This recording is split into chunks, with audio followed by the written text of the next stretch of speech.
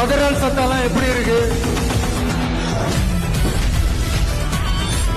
ஆள்றவங்கன்னு சொல்றோம், ஸ்டேட்ல ஆள்றவங்கன்னு பேசுறோம். அப்புறம் என்ன பேரை சொல்லணும் எனக்கு புரியலையே. ஏன்டி தமிழ்நாடு தமிழர்கள்னாலே அலர்ச்சி?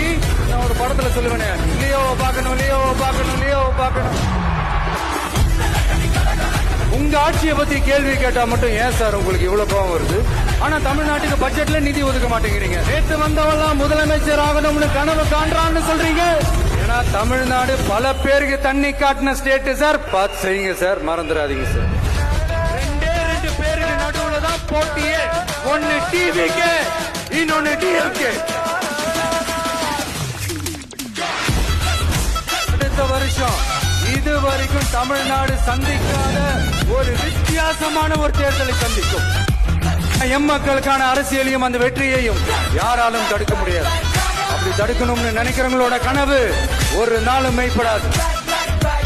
கான்பிடண்டா இருங்க, நல்லதே நடக்கும், வெற்றி நிச்சயம்.